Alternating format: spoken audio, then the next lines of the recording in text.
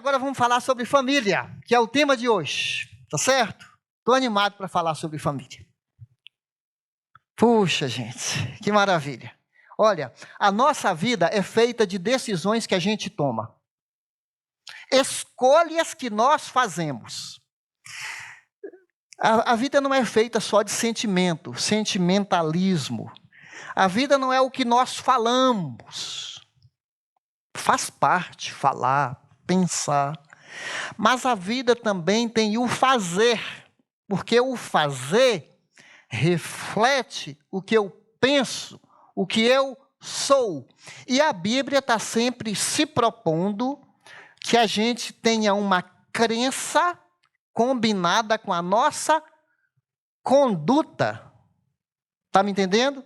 Tem que ter coerência. A nossa conduta é a perna, ou são as pernas da nossa fé. A nossa conduta são as obras. A nossa crença, a fé. Não é isso que Tiago defende? Fé e obras. As nossas obras são as pernas da nossa fé. Ou a nossa fé é só abstrata? Até o Vitinho falou aqui de projetos sociais, né, que são consequências de uma igreja que está ligada não só em passar a fé, mas também fazer algo diferente, que são as obras. Muito bem, gente. Assim, a gente precisa de uma crença correta para um andar correto, tá certo? E estamos falando de famílias. Precisamos de famílias fortes, famílias coerentes, até porque Jesus condenou muito a hipocrisia. E a hipocrisia é justamente aquela fala que destoa da prática. Parece, mas não é. Aquele cristianismo fake, né? Que é uma imitação, mas não é o real. Então, Deus está sempre chamando a nossa atenção para a gente ter uma fé sincera e verdadeira. E quando a gente for falar sobre família aqui, eu quero tomar o cuidado para não ofender ninguém. Por quê? Porque às vezes a gente pensa só naquele ideal de família, marido, esposa e filhos. Às vezes a gente só pensa isso. Família, não. Na verdade, nós que temos uma família nuclear, o que é uma família nuclear? Marido, esposa e filhos. Já somos minoria no Brasil. Você sabia disso? A maioria das famílias do Brasil são famílias quebradas. E no mundo também, gente. Famílias de pessoas separadas, divorciadas, 2, 3, 4 casamentos, uma mãe solitária, um pai solitário. Isso você está cansado de saber. Então, eu quero dizer para você que quando a gente falar alguma coisa aqui de família, nós não estamos contra você. A palavra de Deus não está contra você. A palavra de Deus está contra um sistema perverso que nos faz brigar, separar, viver em guerra, a guerra dos sexos, a competição. Então, a palavra de Deus está contra esse sistema, mas a palavra de Deus está muito a seu favor. Você que é mãe sozinha, você que luta para criar seus filhos, você que é um marido solitário, você que é um viúvo, uma pessoa separada, que já teve experiências amargas, você que vive só. Talvez, eu sei de um rapaz que o ambiente da casa dele estava tão tóxico, tanto o pai quanto a mãe, que ele foi morar sozinho, porque ele estava adoecendo, de tão maltratado pelo pai e pela mãe. Apesar de ser algo raro, isso acontece. E o que Jesus tem a ver com isso? Ele tem muita compaixão. Jesus ministrou para uma viúva que tinha um filho só. Jesus ia até um solteirão leproso e se aproximava dele, rejeitado pela sociedade. Jesus tinha 3 amigos solteiros: Marta, Maria e Lázaro. 3 solteirões, mas era um lugar que Jesus ficava muito à vontade, em Betânia. Ele estava em casa, ali, com esses 3. Olha aquela conversa de Jesus com a mulher do poço. Aquela mulher tinha tido 5 maridos, ela era mal vista, ela tinha vergonha da história dela, mas Jesus não tinha vergonha de ir conversar com ela. Jesus não tinha vergonha de conversar com uma prostituta, porque ele veio para estar próximo dessa pessoa tão machucada, tão quebrada na vida, que às vezes até desiludida, desacreditada, mas ele vem e abraça, acolhe e repagina, né, ressignifica a vida de uma pessoa tão quebrada. Porque quando uma pessoa está tão quebrada e ela é aberta para a graça de Deus, há uma combinação tão linda e essa pessoa reescreve, né, sua história. Então não fica muito presa a esse ideal humano. Na verdade, nós defendemos a família, né, marido, esposa e filhos, mas talvez você foi tão machucado pela vida e talvez você olhe para esse ideal e você se sente frustrado, mas Deus quer elevar você. E eu lembro quando eu era solitário, né, meus pais mudaram, eu vivia sozinho, e até os 30 anos não tinha me casado, e tinha um salmo, eu nem sei porque que eu estou falando isso, eu não tinha nem planejado falar isso aqui. Tinha um salmo que diz assim, acho que é Salmo 68, que fala assim, ele faz com que o solitário ganhe uma família. Você sabe que na igreja eu ganhei uma família? Ganhei pai, ganhei mãe, ganhei irmão, ganhei tio. Olha que maravilha, né, Juarez? A Juarez ali, ó. Está aposentado, está aí livre, leve e solto, e a gente aciona aquele camarada toda vez que a gente precisa aí, está a serviço de Deus. Gente, vamos para o texto da Bíblia então. Vamos lá, ó. Josué, capítulo 24. Josué reuniu todas as tribos de Israel em Siquém, convocou as autoridades, os líderes, juízes e oficiais de Israel, e eles compareceram diante de Deus. Josué disse a quem, gente? Povo. Não é só os líderes, a liderança. O povo quer saber. O povo está lá, se não sei se foi convidado ou não, estamos aqui para ver o que vai acontecer. O povo. Aí Josué diz assim, olha. Assim diz o Senhor. Ele está aqui como profeta de Deus, como líder espiritual, falando assim diz o Senhor. Gente, é Deus que está falando. Deus tem algo para te falar nessa noite, como se fosse naquele dia. Olha só, Deus de Israel, há muito tempo, os seus antepassados, inclusive Terá. Quem lembra quem é Terá? Quem lê a Bíblia aí sabe. Quem não estava de manhã, tá? Pai de Abraão. Ele dá um salto aqui no tempo, lá para Gênesis 12, a gente está em Josué. Ele volta em Gênesis 12, quando Deus chamou Abraão, uma família. Porque a nação de Israel vai nascer de uma família. Há muito tempo, os seus antepassados, inclusive Terá, pai de Abraão e de Naor. Naor era pai de Abraão, Terá era pai de Abraão e Naor, o irmão de Abraão. Viviam além do Eufrates, numa região chamada Mesopotâmia, que tinha 2 rios, Tigre e Eufrates. E como a terra vivia entre os 2 rios, chamava Mesopotâmia, que ficava terra entre 2 rios. Viviam além do Eufrates e prestavam culto a quem, gente? A Deus? Não. Outros deuses. Então Deus chama Abraão e Sara, sai e vai. Esse mesmo movimento Deus fala para você hoje. Sai da religião dos seus pais, se não for ele o nosso Deus, e vai para uma missão que eu vou te mostrar. Está entendendo, Abraão e Sara?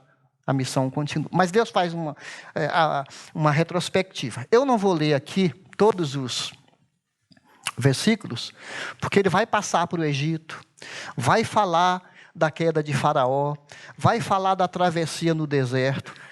E aqui, gente, é o último capítulo de Josué. Josué está idoso, ele sobreviveu ao deserto, ele está se despedindo do povo, mas ele está muito preocupado. Ele está muito preocupado com a nova geração que está chegando. A gente está falando de família, não é? Aqui é um homem que se levanta e ele toma uma posição assim, diante do povo, diante das pessoas. Ele levanta uma bandeira aqui que a gente vai ver, porque há momentos na nossa vida que você tem que sair dessa mesmice, desse marasmo, dessa vida assim em cima do muro, e realmente você decidir o que você quer da sua vida em relação a Deus. Foi assim que eu lhes dei uma terra. Deus continua falando, vocês viram lá, não é o Josué. Deus fazendo uma retrospectiva. Lhes dei uma terra que vocês não cultivaram, cidades que vocês não construíram, nelas vocês moram, comem de vinhas e olivais que vocês não plantaram. Agora, temam ao Senhor e sirvam-no com integridade e fidelidade. Joguem fora os deuses que seus antepassados adoraram, além do Eufrates e no Egito. Ô povinho, hein? Você acredita que mais de 400 anos em Egito, e agora vamos colocar aí algumas dezenas de anos, pelo menos 40, né, o tempo do deserto, e ainda tinha resquício de idolatria da época de Abraão? Você acredita num negócio desse? Mas ele não está preocupado só com os deuses pagãos da história. Ele está preocupado porque agora o povo está chegando num lugar muito farturento. Você sabe que a prosperidade, às vezes, endurece o coração? Você sabe que uma vida muito confortável pode nos distanciar de Deus? Muitos países ricos na Europa ficaram secularizados por uma vida tão confortável e vão abandonando a fé. Ele está preocupado porque agora vai nascer essa nova geração e ele vai fazer uma convocação agora. Eu acho que isso deveria ser uma preocupação nossa também. Você que é avô, você que é pai, você que é tio, a gente tem que olhar a mudança que está acontecendo no mundo, uma revolução, um estilo de vida que tá mudando a nossa cabeça. Inteligência artificial está chegando aí, está chegando, gente. Como é que nós vamos lidar com isso? Nós já sofremos com a tecnologia que já é avançada e não para. Recentemente falamos sobre o uso das telas, não é? Segundo uma pesquisa aí, 215 vezes uma pessoa gasta para olhar a tela durante o dia, em média. Quanto tempo a gente gasta para olhar? Quantas vezes a gente olha nos olhos das pessoas da nossa casa durante o dia? Quantas vezes a gente olha nos olhos, escuta falar e desliga, se desconecta para falar com alguém? Eu quero ler com vocês isso aqui. Vamos lá? Se, porém, não lhes agrada servir ao Senhor, escolham hoje a quem irão servir. Se aos deuses que os seus antepassados serviram, além do Eufrates, ou aos deuses dos amorreus, em cuja terra vocês estão vivendo. Mas eu e a minha família serviremos ao Senhor. Falar juntos? Eu e a minha família serviremos ao Senhor. É muito fácil cantar uma música aqui como nós cantamos, fica aqui da boca para fora. Eu quero saber aqui no cerne, lá no miolo, nas nossas entranhas, no íntimo do nosso ser, se isso faz sentido ou é uma fé de papagaio, né, que fica papagaiando sem convicção. Então Josué, ele nos provoca. Tem gente frouxa, covarde na fé, sem coragem, não assume a sua família, não assume posição. Esse homem aqui, gente, está dizendo aqui para nós: eu não sei daqui em diante o que vocês vão fazer da sua fé com esse mundo em processo de tanta mudança, mas uma coisa eu sei: eu e minha casa, eu estou apegado a Jesus. É um caminho sem volta. Já desisti do mundo há muitos anos. Não quero mais saber. Meu destino agora é a cruz. Eu estou preso a Jesus, olhando para o autor e consumador da nossa fé, desembaraçando de todo o peso e do pecado que fortemente nos assedia. Corramos com perseverança a carreira que nos está proposta. Hebreus 12, de 1 a 3. Então é isso. Josué está chamando o povo aqui para uma convocação, se vai ou não vai. Então, gente, ele está se despedindo e o povo, né, depois da pregação, o povo responde de uma maneira legal aqui. Olha o que o povo fala. O povo disse: serviremos ao Senhor, o nosso Deus, e lhe obedeceremos. Naquele dia, Josué firmou um acordo, que em outra tradução fala uma aliança, um pacto. Né? É parecido como que os reis faziam com os vassalos. Um pacto, assim, um combinado. Vamos fazer um memorial. Sabe o que é memorial? Às vezes acontece uma coisa legal na família, no aniversário de 15 anos, faz um memorial, né? Um aniversário, aí marca aquele dia, ou 25 anos de casado, 30 dias. Você marca aquele momento como um renovo, vamos renovar nossa aliança de casamento. Então, aqui assim, vamos fazer renovar. De vez em quando a gente tem um culto assim, né? Vamos renovar nossa fé, vamos nos fortalecer. Então, fizeram um acordo com o povo em Siquém, lhe deu estatutos e ordenanças. Josué registrou essas palavras. Vocês vão obedecer ao Senhor? Então, foi Josué que escreveu o livro de Josué, pelo menos os eruditos entendem assim, né? Aí escreveu lá, então vocês estão falando que vão obedecer, então vamos escrever aqui, vocês vão obedecer ao Senhor nessa data, e fizeram até uma grande pedra sob o carvalho, perto do santuário do Senhor. Marcaram aquele momento solene. Quem sabe hoje é um dia solene no seu coração, se você ainda não tem, né, algo pontual na sua vida que já foi marcado. Então, meu querido, eu quero te convidar, nesses breves minutos que nós temos aqui, a gente tomar posição ao lado da nossa família. Igreja e família. Eu vou viver para Deus e vou servir. E a palavra aqui é servir. Eu vou servir. Eu não vou para a igreja para ser servido. A minha casa vai servir a Deus. Porque tem gente que quer igreja para receber. Ele fala, eu quero igreja, eu quero o povo de Deus, pode contar comigo, porque eu sou um servidor. Aliás, muitas vezes no livro de Números, no livro de Deuteronômio, fala assim, Josué, servo de Moisés. Josué, servo de Moisés. Josué, servo de Moisés. Mas há um momento que muda. Josué, servo do Senhor. Josué, servo do Senhor. Josué, servo do Senhor. Às vezes na nossa vida, você está pensando que você é servo, é empregado de uma empresa. Mas quando abre seu entendimento, você começa a perceber que você não é um empregado, vamos supor, do Banco do Bradesco, do Itaú, da Claro. Você é um servo de Deus. É isso que diz Colossenses 3,17. Servindo não apenas na vista para agradar os homens, mas servindo de coração como ao Senhor. Josué entendeu que ele era um servo do Senhor. Então, queridos, nós aqui, no que depender de nós, faremos o possível para sermos bênção na nossa família.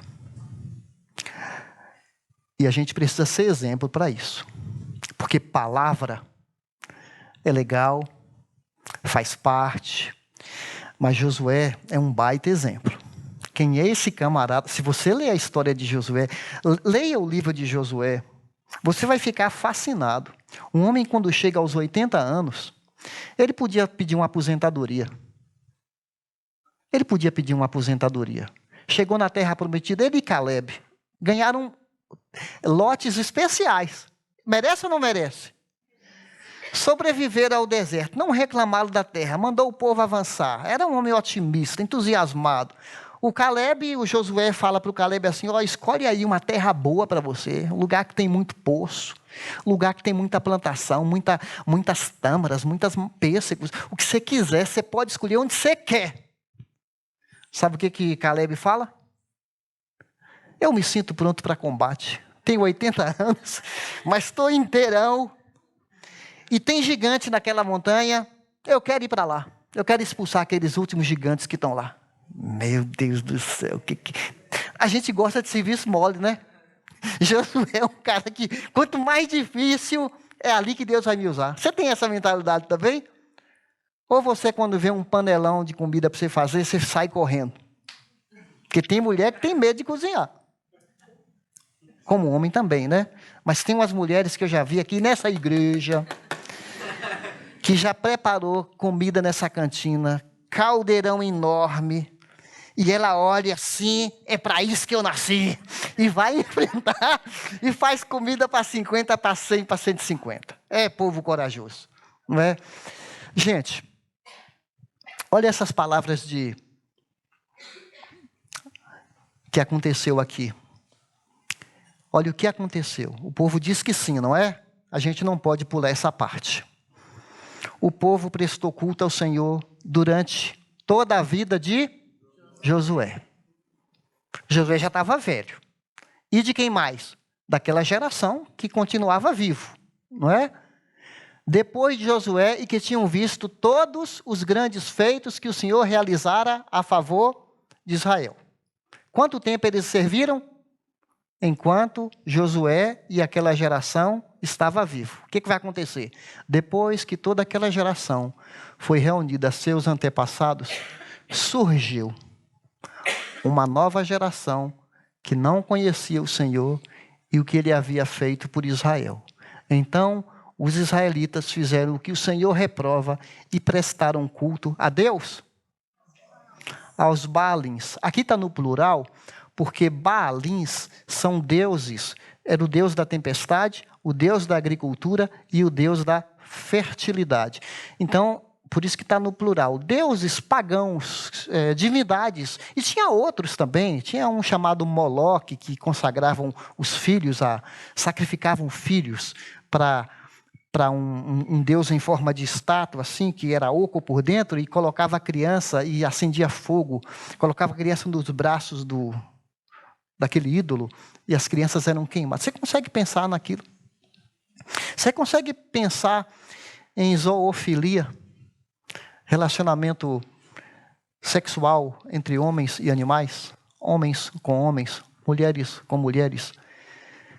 Isso era muito comum naquela sociedade em volta deles. Qualquer semelhança com a realidade será mera coincidência. Parece que essas coisas estão voltando, né? Eu ouvi falar que na Alemanha estão fazendo cirurgia em homens e mulheres para eles ficarem parecidos com bichos, né, com animais. Bom, gente, essa nova geração chega em cidade confortável, pomares que eles não plantaram, casas confortáveis, porque Deus deu a terra para eles e essas pessoas vão ser expulsas.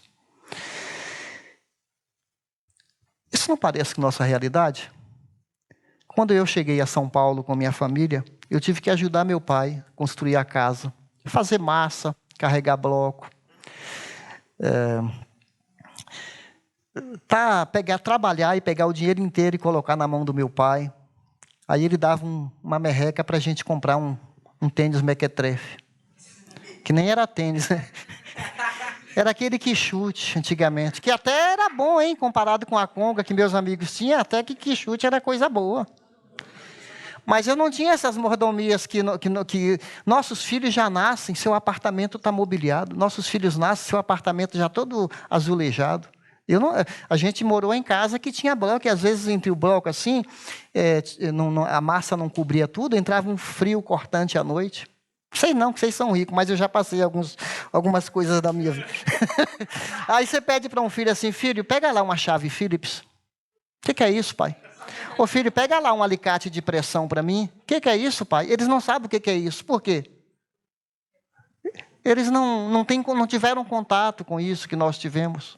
Não sabe fazer o que é uma massa de cimento. Não tem ideia do que é isso. Até furar uma parede não sabe. Trocar um pneu de um carro. É o que está acontecendo aqui. Então Josué está preocupado. Vai levantar uma nova geração agora que quer tudo do bom e do melhor para usufruir do que foi dado de presente para eles. E agora? E agora? Será que a gente não tem hoje gigantes para enfrentar? Quem são os gigantes do paganismo? São esses influências que estão fazendo na cabeça dos nossos filhos. Eles falam sobre sexo, falam sobre seus deuses, eles falam de uma maneira tão assim, assustadora, né? Suas práticas, suas intimidades, fazendo a cabeça dos nossos filhos, seus deuses, né? Seu novo paganismo aqui, livros e livros com histórias sobrenaturais que eles acreditam e vende que é um horror. Você vai numa feira de livro aí, esses livros de vampiro e tudo mais, isso vende misticismo. Estão fazendo a cabeça dos nossos filhos. Meus queridos, a gente corre um grande risco se a gente não firmar posição para influenciar a nossa casa. Agora, tem gente que fala que o Antigo Testamento era só lei, né?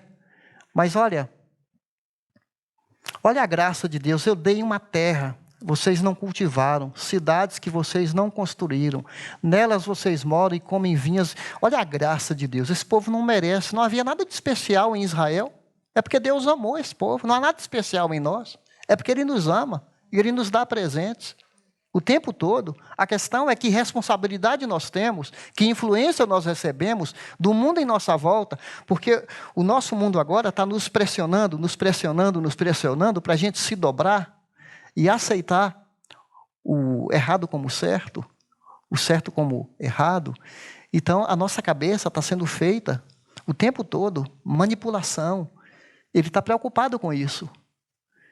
Aqui em Josué tem uma parte que ele diz assim, eu não coloquei aí na tela, não se misturem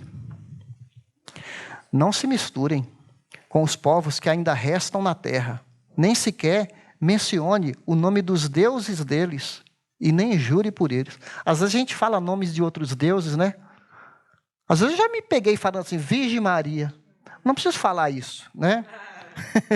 Você já viu que às vezes a gente fala umas bobagens, né? Não sirvam, nem adorem esses deuses. Apeguem-se firmemente ao Senhor, seu Deus. Eu estou lendo aqui no capítulo 23, versículo 7 e 8.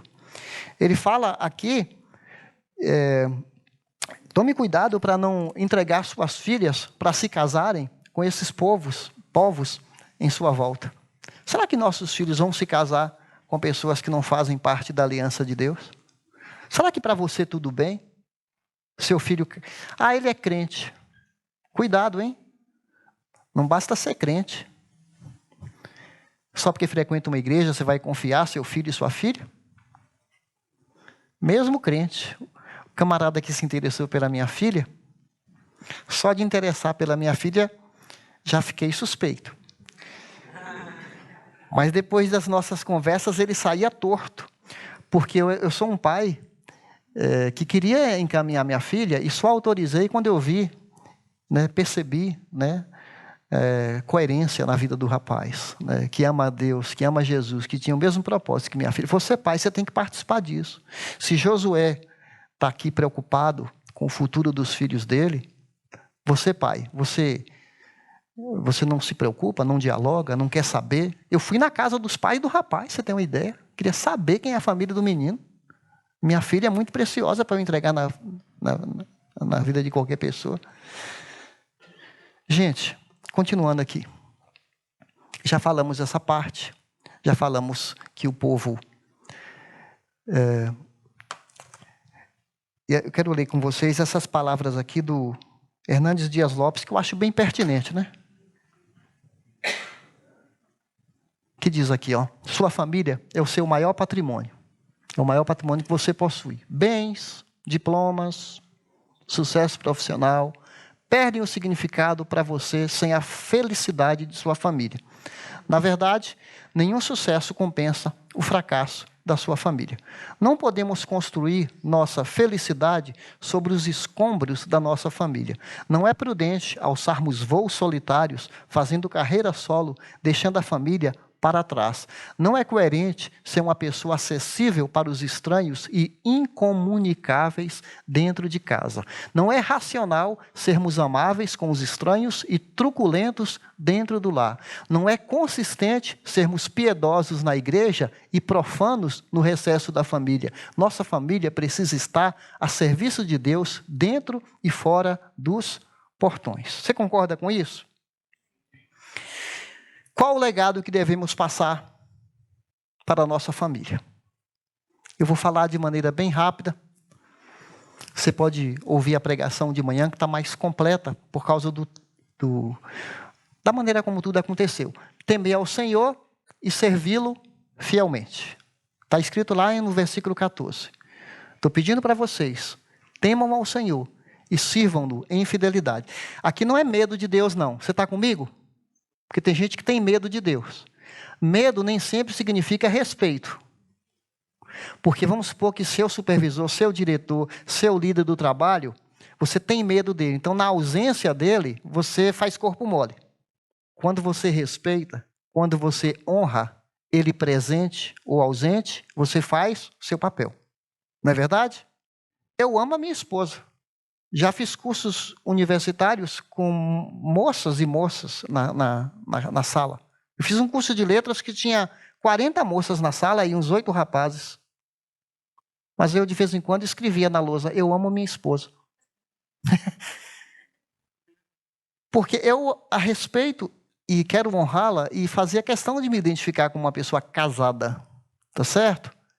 Quando você teme a Deus, não precisa o pai e a mãe estar pegando no seu pé. Porque você sabe lá no seu íntimo, Deus está vendo. Eu tenho um compromisso com Deus. Eu amo o Senhor. Eu não vou desobedecer a Deus. Ninguém está vendo. Mas isso tem a ver com caráter, né?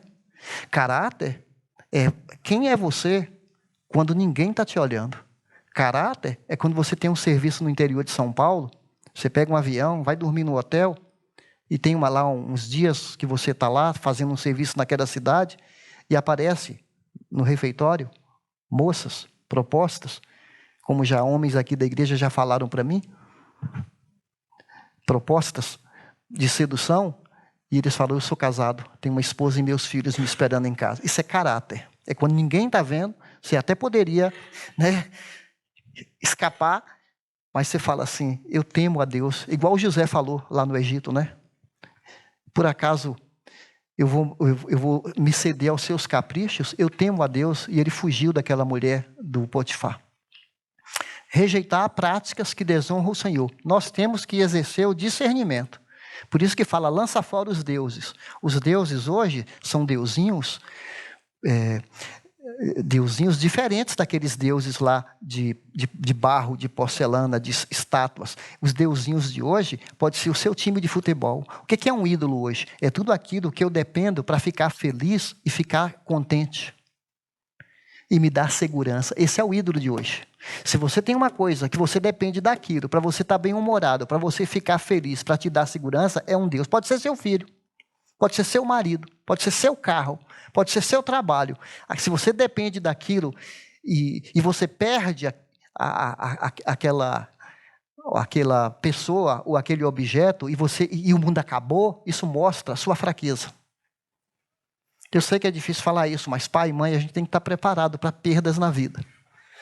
Porque a gente tem que amar mais o Criador do que a criatura. O doador mais do que a dádiva. Será que a gente está preparado para isso? E influenciar nossa família para servir ao Senhor. Será que nós tomamos medidas práticas para influenciar nossa família? Ou você acha que você leva o seu filho para a igreja e a igreja que ensina meu filho? É isso? Será que a mesa da nossa casa, a gente separa tempo para a mesa, para conversar, para olhar nos olhos, para compartilhar? Tem pessoas aqui que abriram a casa e abrem toda semana para receber gente na casa. É uma boa ilustração, né? Eu e minha casa serviríamos ao Senhor recebendo um PG aqui na minha casa, ou numa casa virtual também, né? Separa tempo, dedicação. Não é um bom exemplo isso? Se eu perguntar para você, de que maneira você está servindo a Deus com a sua família? Só indo à igreja? Bom, graças a Deus, é uma boa coisa. Mas Josué não falou assim, eu e minha casa frequentaremos a comunidade do povo. É isso que Josué falou? Eu e minha casa serviremos ao Senhor. O que Deus requer de mim, eu estou pronto para fazer. Agora, Josué tinha autoridade para falar isso, não é? Como eu disse antes, palavras até impactam, mas o exemplo arrasta. Ah, meu amigo, o exemplo arrasta. Pai e mãe, se as coisas de Deus não são relevantes para você, na hora que falta dinheiro, na hora que você fica desempregado, na hora que você fica doente, você começa a reclamar da vida, a murmurar. Aí o filho está olhando a fé do meu pai, a fé que a mãe tem, não quer dizer nada. Olha o desespero. Cadê o Deus da minha mãe? Cadê o Deus do meu pai? Porque na hora do vamos ver, está aí reclamando. Nessas horas, é muito melhor nossos filhos nos verem de joelhos e chamá-los também. Filho, a gente está passando por uma crise financeira. O pai não pode comprar algo que estava nos nossos planos. Vamos pedir para Deus. Não é? Se o celular está quebrado, vamos pedir para Deus, para abençoar. Eu falava assim para meus filhos assim, se Deus abençoar e nos dar uma oferta especial, a gente compra isso aí. Aí quando eles vinham pedir uma coisa, eles já falavam, já sei, pai, se Deus abençoar e se Deus mandar uma oferta, a gente compra isso. Porque às vezes eu até podia comprar algo para eles, mas eu queria que eles soubessem que as coisas não são fáceis, né? Que há um custo, a vida é cara.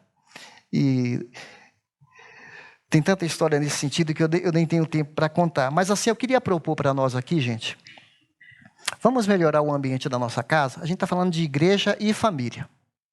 Vamos melhorar o ambiente da nossa casa? O que você está disposto a fazer? Vamos começar na nossa casa? Servir a Deus na nossa casa? Eu sei que a gente mora em São Paulo. O trânsito é maluco.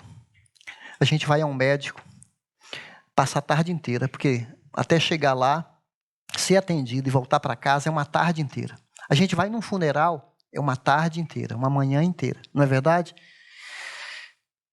Quanto tempo você despende com TV, com jogos, com celular durante o dia? Que tal você começar a ajudar sua mãe a organizar seu quarto? Sua mãe não precisar brigar com você, para você se levantar, para ir para a escola ou para ir para o trabalho. Que tal a gente ser mais generoso, mais educado, mais amável, mais otimista? A gente não pode ser como Nabal. Nabal era um homem que tinha uma família, mas a esposa não conseguia falar com ele. Ele era duro, ele era um homem birrento, ele era um homem insensível. Tem gente assim em casa, pessoa que usa sarcasmo, pessoa que é amarga, tem os seus problemas e descarrega nos filhos, vive xingando, nada tá bom, já acorda mal-humorado, vai dormir mal-humorado. Tem gente que parece que está falando sempre para nós, isso não vale a pena, cansei, sabe? Tem mulher resmunguenta, não ensina os filhos as tarefas domésticas e fica reclamando. Não treina os filhos. A gente tem que treinar, dar trabalho para os nossos filhos. Limpar banheiro, fazer tarefa doméstica, limpar o seu quarto, ajudar a fazer comida. Mas tem mãe, sabe o que elas querem? E pai também? Querem ficar bem na fita? É só a comida que eu faço que é a melhor. É só a minha arrumação que fica boa. Não tem paciência para esperar que os filhos sejam treinados. E sabe o que elas falam? Quando eu cair aí, ficar estatelada no chão aí, quando eu bater as botas aí esse povo vai lembrar de mim. Fica reclamando ainda, não treina, não ensina e fica reclamando da vida. Sabe aquela pessoa que você vai falar para ela assim, eu vou estudar pedagogia. Isso não paga a pena. Professor não ganha nada. Eu vou fazer odontologia. Vai mexer com a boca dos outros. Eu vou estudar direito. Direito está saturado no mercado. Hoje em dia, advogado não é nada. Eu vou estudar, eu vou fazer inglês. Aqui no Brasil você nunca vai aprender inglês. Para você aprender inglês, você tem que morar lá nos Estados Unidos. Eu vou lá para os Estados Unidos. Lá nos Estados Unidos você vai trabalhar de gari, aí o Trump vai mandar você de volta para casa. Tudo que você falar para a pessoa, nada tá bom. Eu vou mudar para um apartamento. Apartamento em gaiola você. Então eu vou mudar para uma casa. Não tem segurança nenhuma em São Paulo, tá tudo ruim. Morar numa casa ainda. Você Você já lidou com gente assim? Pessimista demais? Nada tá bom? Aí chega uma hora que você fala assim, quer saber? Eu vou morrer. Aí a pessoa fala assim, não morre não, que de repente o povo vai ficar atrás do que você tem até hoje. Meus irmãos, como você vai servir sua igreja? Você vai ensinar seus filhos a contribuir na igreja? Se você não contribui, você vai ensinar o quê? Fala a verdade. Você não contribui, vai ensinar o quê? Que autoridade você tem? Olha isso aqui, gente. Eu vou finalizar com isso aqui. É um grande guarda-chuva. Eu estou considerando a igreja como um guarda-chuva. E aqui tem os sobrenomes guarda-chuvas pequenos, simbolizando as famílias. Eu peguei algumas famílias da nossa igreja. De manhã tinha todos aqui. Não sei quantos tem aqui. Tem Silva aqui? Esse povo está em todo canto aí, ó. Oliveira está aqui? Oliveira aí, representante. Pereira. Cadê os Pereira? Alves. De manhã tinha Alves. Santana. Santana. Os barulhentos aí, o Barbosa. E o Santos. Esse Silva está em todo canto. Gente, você já percebeu o valor de uma igreja? Só Jesus para inventar um negócio desse. Porque quando nasce o bebê, você já apresenta consagrando a Deus. Eu e minha casa serviremos ao Senhor. Vai crescendo, você tem uma baita estrutura de ensino. Agora lá em cima tem os meus foram criados aqui, ó, na nossa comunidade. Vão crescendo, viram adolescentes. Você viu que temos uma equipe maravilhosa cuidando dos nossos filhos adolescentes. Aí começa a namorar. E graças a Deus, que se casam aqui. Por isso que você não tem que ficar preocupado só com o seu filho. Não é só seu filho que tem que estar bem. Eu tenho que ficar preocupado com o seu filho e não só com os meus. Porque se os seus não estiverem bem, vão casar com o meu. E vai arranjar problema para mim. Você entendeu como é que é? Se seu filho for um desviado aí, depois vai querer se engraçar com os meus? De jeito nenhum. Então eu quero que os seus fiquem bem para casar com os meus. Dado o recado? Não é legal isso? Nós não estamos preparando uma geração? Então são meus filhos, nossos filhos. E não só os meus. São nossos filhos. O seu filho é meu também, o meu é seu também. Porque a gente vive numa comunidade, povo de Deus. E Deus abençoe que eles casem entre nós. Ou talvez numa igreja irmã, vai igual Abraão vai mandar o servo buscar uma jovem lá em outra igreja, então. Mas é povo de Deus, tá certo? O que eu quero dizer com isso? E quando a gente casa, a igreja está presente. Tem pequeno grupo, tem escola bíblica. O que mais que a gente tem? As promessas de Deus. A gente tem tudo. E até quando a gente morre, está o povo de Deus lá para fazer seu enterro. Você vê como é que é o negócio? Não é maravilhoso isso? Porque eu já fui em enterro que não tinha ninguém do povo de Deus lá. Tinha 5 ou 6 gatos pingados lá. Por isso que até quando você está na igreja, você morre bem, porque tem gente do seu lado lá no funeral para amparar a viúva e os filhos. Isso é bom demais. Meus queridos, não se isole. Não fique fora de uma igreja. Não saia dessa cobertura espiritual. Isso é muito sério, gente. Esse presente de Deus é para a gente desfrutar. Você tem que firmar uma aliança de falar assim, eu vou criar meus filhos no caminho de Deus. A nossa cultura aí fora é um rolo compressor passando por... Mas se a gente semear verdades no coração dos nossos filhos, aquelas verdades vão ficar tão impregnadas no coração deles que eles não vão se dobrar. Eles não vão se dobrar. E no final você vai falar assim, graças a Deus, eu fiz uma boa escolha. Eu ensinei meus filhos no caminho em que devem andar. E mesmo que chegar uma hora que eles não quiserem saber de Deus, a sua parte vai ser feita. Porque Josué fala assim, olha, eu não sei o que vocês vão fazer com seus filhos. Eu já decidi, eu e minha casa, nós vamos servir a Deus. E aí a gente passa para ceia. Está aqui. Ele firmou posição. Ele chegou e falou assim, eu vou morrer por esse povo. Ninguém me faz desistir desse projeto. Eu vou fazer uma aliança. Lembra que a gente falou de aliança? Na hora da ceia, Jesus se levantou. O que ele falou, gente? Eu estou fazendo uma aliança de amor. Eu vou derramar meu sangue, que eu vou comprar vocês para mim. Eu tenho certeza do que eu vou fazer. E na oração, Pai, eu completei a minha obra. E lá na cruz, está consumado. Eu paguei com meu próprio sangue para ter vocês comigo para sempre. Ele firmou posição a ponto de morrer por nós. Por que nós vamos ser relaxados? Vamos fazer corpo mole? Vamos ficar assim descomprometido? Vamos ficar nesse ioiô da vida sem firmar convicção, criar raiz numa igreja? Para você pensar nisso. Não estou falando só a nossa não, se você mudar para o interior, mas cria sua família com o povo de Deus. Não abra mão disso. Que oportunidade boa para essa mensagem, não é? A mesa com Jesus. A mesa com Jesus é lugar de esperança, é lugar de renovação, é lugar de compromisso. Sabe que o apóstolo Paulo, certa vez, ele disse assim: examine você a si mesmo, se estais na fé. Se é que você não está reprovado. Já ouviu falar desse texto? 1 Coríntios 13, 5. Examina você mesmo, se você está na fé. Se é que você não está reprovado. Para comer o pão e beber o cálice, a Bíblia nos orienta que eu já entendi que Jesus morreu na cruz por mim, que eu pertenço a Ele e Ele é meu Salvador. Eu já entreguei minha vida para Ele. Eu já estou comprometido com Ele como discípulo, como servo.